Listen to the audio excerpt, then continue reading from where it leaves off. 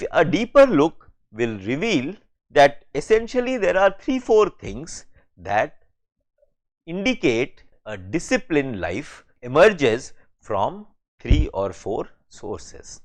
The first idea that we as a human being receive about the discipline or about habit is the movement of earth. Now, when you wake up in the morning and if it is a summer season, you are likely to wake up to a day which is hot. Sun is shining brilliantly and strongly and you feel hot, you feel warm, and it is very unlikely that you would wear a sweater when you wake up in the summer season. Similarly, for rainy season, when you wake up, it is likely that when you look outside your window, you will see it is raining or at least it is cloudy. So, what I am trying to say is that we develop habit as per the rotation and revolution of earth. In the morning we will behave in a certain way, in the afternoon we will behave in a certain way, in the evening and at night we will behave in a certain way. Nowhere it is written that at night we are expected to sleep, but we do sleep, everybody sleeps. So, that kind of habit is very deeply ingrained inside our mind, and that habit gets reflected later on in our behavior in the marketplace. So, for example, at night while sleeping or while preparing to sleep, the kind of products that we would require are the ones that would help us sleep easily. So, if we understand this idea that habit formation, or if the companies or the brands understand the habits that people have, they will be able to create products and services that they will be able to sell to consumers relatively easily. So, this movement of earth, this time element in a human being's life is of paramount importance, and they create habits in human beings, and these habits later take newer and newer forms, and that takes us to a stage where we refuse to compromise on products and brands. So, for example, if you like eating a certain type of rice, you would not like to experiment with another type of rice. So, these are the things that I am trying to say. You get used to the taste of the rice just the way you get used to the taste of a fizzy drink like Coca-Cola or Pepsi. Now, if movement of earth, rotation and revolution of earth is the source of habit, another source of habit is religion. Now, today when I woke up, I am a Hindu. Tomorrow when I woke up, I will still be a Hindu. Alright, overnight I am not going to change my religion. Now, what happens when I am not changing my religion overnight or very frequently? What happens is, it conditions my thinking. It not only conditions my attitude towards God, it also prescribes for me a certain way of life. For example, some religions, for example Jainism, prescribes that you should be vegetarian. Now, if you know that a large part of population in your target area are the followers of Jainism, you are not likely to launch a product that has non-veg content. Alright. So, one aspect is this, that religion determines our way of life, and our way of life determines what kind of products and services we would consume. It goes slightly deeper than that. Not only it constructs our way of life, it constructs our value system. So, for example, if we continue with the example of vegetarianism in Jain religion, it has constructed the value system of people who are the followers of different religion. For example, many followers of Jain religion, they say that they would not eat anything that grows under the earth. Now, this is at the value system level and not really at the at the practice level or at the way of life level. So, similarly, the symbols that are associated with religion, we are accustomed to those symbols. So, for example, when we see say symbols related to Hinduism, whether it is Om or pictures of various gods and goddesses, we are likely to bow down our head before them. And if we bow before them, what are we really doing? We are bowing to an authority figure. Now, in Hindu religion, you will see that there are many authority figures who are also women. There are men and there are women. Now, if a product or a brand wants to leverage this and demonstrate and use the pictures of symbols associated to a religion, you can imagine what impact it will have on the consumers of that brand, especially if they have religious inclinations. So, what I am trying to say is that religion also conditions our mind in such a way that we become habituated to a certain way of life, and that certain way of life creates conditions for us to buy certain products and services and not buy certain products and services. Third point which constructs our habit is family. Now, what does it mean? It means first and foremost that we are born to a certain father and a certain mother. Now, today I am going to school, tomorrow and in the afternoon or in the evening when I return, I find the same father and same mother at home. We do not find some other father and some other mother at home. It is the same one. Similarly, we come back to the same home. We go from one home and come back to another home, that also does not happen. So, in our life, family provides enormous stability.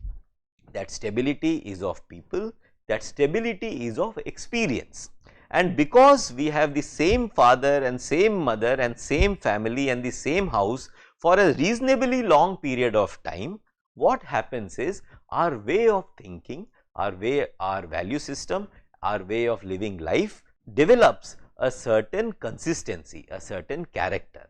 And because of that character, we develop habits and we keep doing that thing again and again and again. And that leads to certainty in life. All of us know that we are a little uncomfortable when life is uncertain. All of us know, of course, that death is certain, but we do not know when the death will come. So, therefore, there is an uncertainty about death, and that uncertainty about death also leads to uncertainty about life. When I come out of the house, will I get a bus? Will I not get a bus? Will I get a taxi at a low fare or at a high fare? Will I miss my metro? Will I get an A plus from my teacher or will I get B plus? Will I be happy in the class today or will I not be happy? Will my friend come to class or will he not come to class? So, these things are little anxiety provoking events, and if they can be tied down to our habits, what becomes in our life or what comes to our life is certainty, and that certainty creates habits, and those habits make our life comfortable, makes our life predictable. Now, when we project or extrapolate the same habit or same way of life or same value system or the same habit creation into the marketplace, what we get is brand stickiness. Now, what really is brand stickiness? If you think a little more, a little deeply about your buying behavior at the marketplace, you will realize we continue to buy what we buy.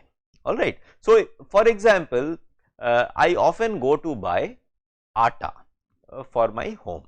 Now, when I go to buy atta, I remember that there are a large number of plastic wrapped atta packets available, 5 kg packets available in the departmental store. What I do is, I straight away go to one particular brand, I pick up the packet and go to the counter. Now, I was thinking, why do I pick up only that particular packet, that a particular brand and not any other, but because all others are equally good. what I thought was, when I thought deeply, what I realized was that when I pick up that packet of brand of atta, I experience a certain touch. The material with which that packing, that atta packing is done, is of a certain quality, and when I pick up that packet, I experience a touch which is familiar. When I touch another packet of atta, I do not experience that familiar touch, I experience something else. In that packaging, there is also a perforation. That perforation also pricks my finger in a certain way, and that pricking also perhaps I enjoy, and that is why I pick up that packet in a certain way. So, I pick up that packet so that I continue to experience that touch and that prick. So, it may not be too much about brand or quality, it may be ultimately, but at that moment when I am picking out of 3 brands, I am picking one, and that one again and again, it is perhaps related to that also, and not just the quality of taste and quality of processing, etc. There may also be something about color, the color that attracts me, color of the packaging, the way the name is written and so on. So, that may also attract me towards it, and I continue to pick up the same brand of atta again and again, year after year. So, what we are trying to see is, we value consistency of experiences. It is this consistency of experiences that make me buy the same brand again and again, alright. And one more reason why we buy same brand again and again is because we value the promise this brand makes. Now, this promise may not be only limited to the sensory touch or the feel, it may not be limited to only the color of the brand or the name of the brand, it goes beyond that, and promise is an all encompassing promise. So, for example, if it is atta, it may be about taste, it may be about the color of the roti which comes out if you use that particular atta, and of course, all other things that I have spoken about. So, with brands, what are we really valuing? We are valuing familiarity.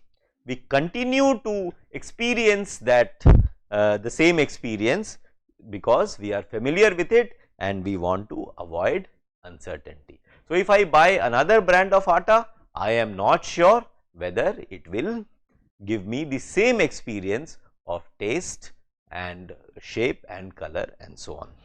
Let us move forward. As we try to transpose this idea of habit formation into the economic activity or into the marketplace. Now, why do we need this habit formation in the marketplace, especially when it comes to brands? Now, I remember while I was working in an organization, we had 2 business leaders. One was the head of the northern region and another was the head of western region. Now, you know that when the budgeting takes place, we have to predict, we have to say that this year my revenues will be so much, my targets will be X amount, alright. And then for the whole year, whole financial year, the whole team will try and reach that target. Now, for the simplicity's sake, I will say that the northern region and western region, both the regions had the target of 100 crores each. Now, when our CEO will ask them, ask both the heads to predict or to take a target, they will all say, or in this case northern region, the person who was heading the northern region, he would say that even though my target is 100 crores, I will deliver 160 crores, alright. And another person who was the head of western region, he will say that I will deliver 110 crores. Now, as now both of them have taken a target, everybody will be very happy and say that okay, northern region person has taken a very ambitious target of 160 crores, even though the actual target is 100 crores. Everybody will praise the head of the northern region, and everyone will say that the western region head has been very conservative and he has taken a target of only 110 crores. Now, as the time passed by, you know that any financial year is divided into 4 quarters, and every quarter there is a revision that takes place. Now, as the quarter by quarter results come out, we will see, or we used to see, that 160 crore target was after first quarter revised at 150, after second quarter it was revised to 130, third quarter it was revised to 120, and fourth quarter it was revised to 105. Whereas, in the case of western region, the person did not revise his target at all, he kept it at 110 crores, alright. And at the end of the financial year, what we saw was that the northern region achieved about 105 crores and western region also achieved around 107 crores. Now, achievement is more or less the same. However, in one case there is a wilder fluctuation from 160 to 105, another case there is a smaller fluctuation of 110 to from 110 to 107 crores. Now, you must think about this, which circumstance or which event or which scenario is a better scenario. 160 to 105 is a better scenario, or 110 to 107 is a better scenario.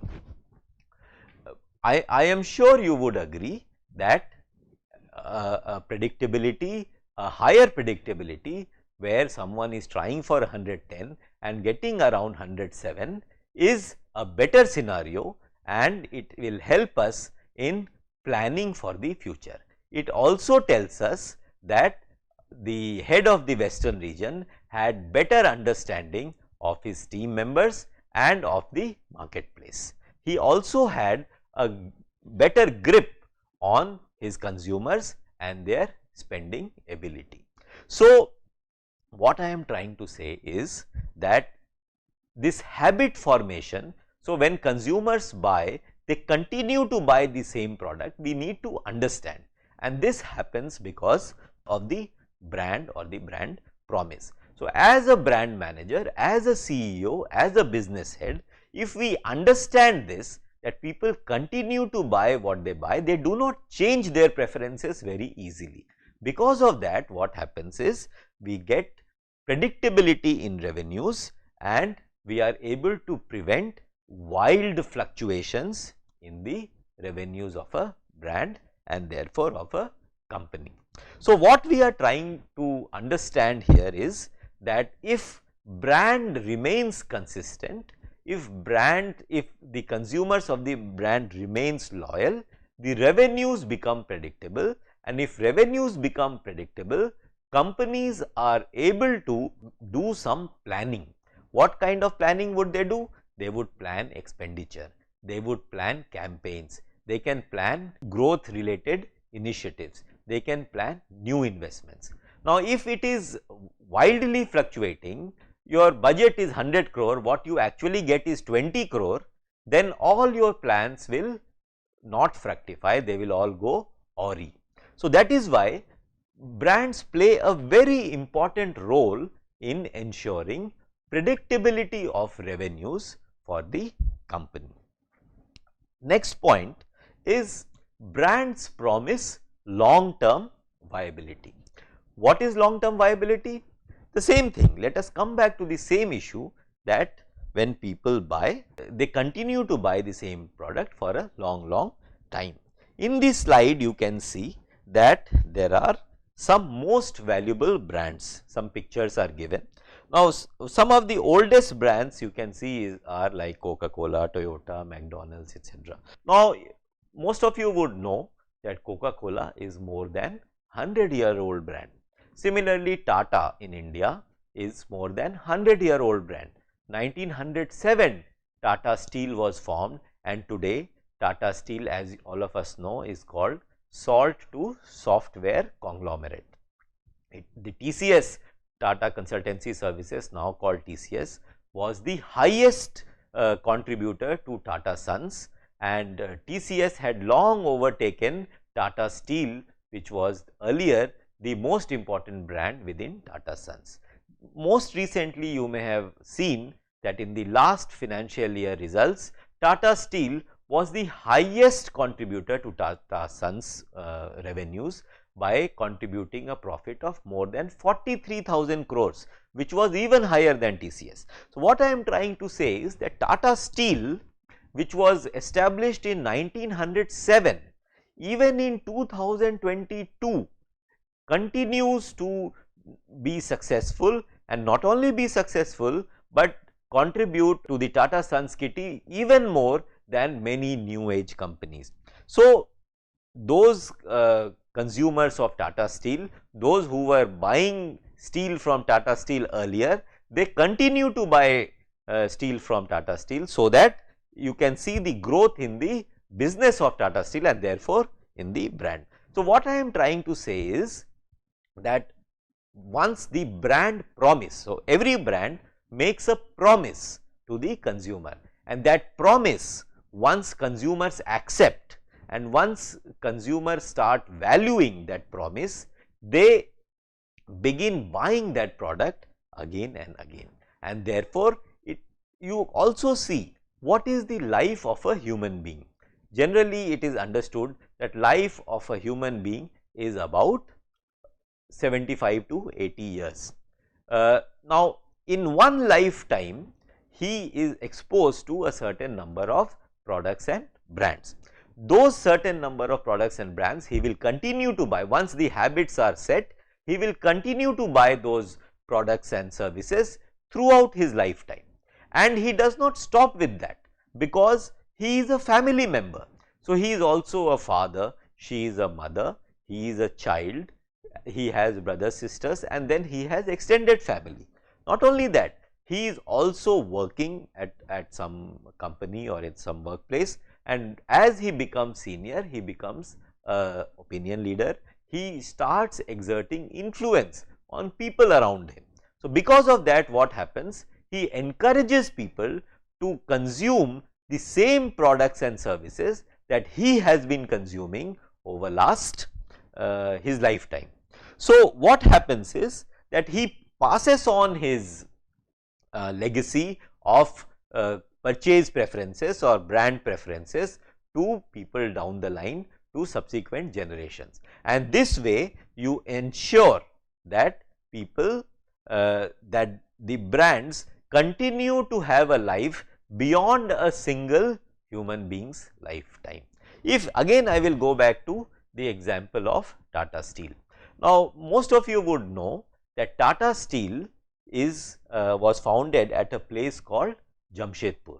It was found in 1907, as I have told you earlier, and at that time Jamshedpur was not really Jamshedpur, it was a place called Kali Mati, and people from all over the country, when they came to know that Jamshedji Tata is setting up a steel plant, they came there in search of jobs. Now, Jamshedji Tata, what did he do? He did not just establish Tata Steel plant, but he also created a township which is now called Jamshedpur. In that township, he established parks, gardens, quarters, and all kinds of facilities. You will see that there are schools, there are hospitals, and there is even a zoo at Jamshedpur, so that people who work in Tata Steel have a good standard of good living standard. Now, as you know that company is more than 100-year old, what happened in Jamshedpur was people who were working in Tata Steel, they became older, they became parents, then they became grandparents, then they passed away, and then their parents became older, and so on. So, Tata Steel, they created a plan, and what was that plan? That once you complete 20 years of your life, of your job in Tata Steel, one of your sons will get a job in Tata Steel. Alright. Then when you complete 25 years of your life, of your work in Tata Steel, one more of your son or daughter gets a job in Tata Steel. So you can see how the generation is being perpetuated within the Tata Steel family. So in now more than 100 years, you can see almost 4 generation or 5 generations of people have been associated with Tata Steel within the same family. So you can see how brand is being developed within a family, and that is why today Tata Steel of course is the mother brand for the Tata Group, because it is the first brand. So you see that how Tata Steel began its journey and then it diversified into so many other brands like Tata Motors, Tata Salt, Tata Software. Now you are hearing about Tata Aerospace also. So what I am trying to say is that the journey started with one brand, and because of course it was, the processes were very sound, Tata Steel was pioneer in taking care of its employees and so on. So there are many reasons, but because of that, what happened was Tata brand grew, and because it grew, it was able to diversify into new and unrelated businesses, and brand of Tata became stronger and stronger. And because it became stronger, it facilitated managerial interventions. What is managerial intervention? It means that you can extend your brand. So it started with Tata Steel. If you know Jamshedpur, you will see that you don't have only Tata Steel in Jamshedpur. You have Tata Motors, which produces trucks and buses. You also have Tata Timken, which produces ball bearings. Now it is only Timken, but earlier it was Tata Timken. It has several companies which are ancillary units of these companies, which contribute towards making the products which are related to Tata Steel and Tata Motors. So it has facilitated managerial interventions, which means you are creating a company out of another company. You are creating new products or new brand out of existing brand. You are creating, you are multiplying products within the same brand. So for example, Tata Steel, it does not make only automobile steel. It makes steel for industries, it makes steel for buses, it makes steel for classrooms, it makes steel for many things. Wherever you use steel, you can use Tata Steel. So managerial interventions have been made because Tata Motors or Tata Steel or Tata Consultancy Services or any other company of Tata have gained strength over time, primarily drawing from Tata Steel. So let us conclude here by saying that brands make a promise, and where do they make this promise? They make this promise at the marketplace, and in the marketplace you have sellers and you have buyers. Remember, every buyer is a seller and every seller is also a buyer. So therefore, everyone is looking for a promise of quality, promise of delivery, and promise of consistency of experience. Only when they feel that this promise is fulfilled again and again and again, alright. So only then consumers invest themselves. Themselves means they invest their money, they invest their emotions, and they sometimes even invest their identity. So I go back to Tata example. People who live in Jamshedpur, they call themselves the citizen of Jamshedpur. They may call of course citizen of India, but their identity is also, their identity of being a citizen of Jamshedpur is equally important. So it has contributed to the identity of an individual that they are associated with a certain brand.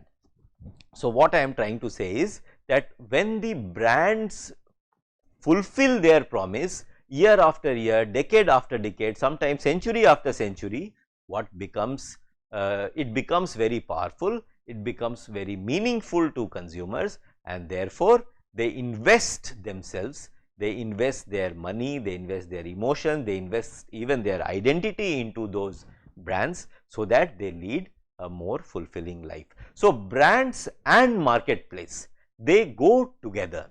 Brands are in the marketplace and marketplace becomes a a lively and an exciting marketplace when it has brands. So, let us stop here and let us examine our own behavior related to brands, and in the next class we will examine how products travel the journey towards becoming a brand, how products are products and what additional ingredient we add into the products so that they become brands. Thank you very much.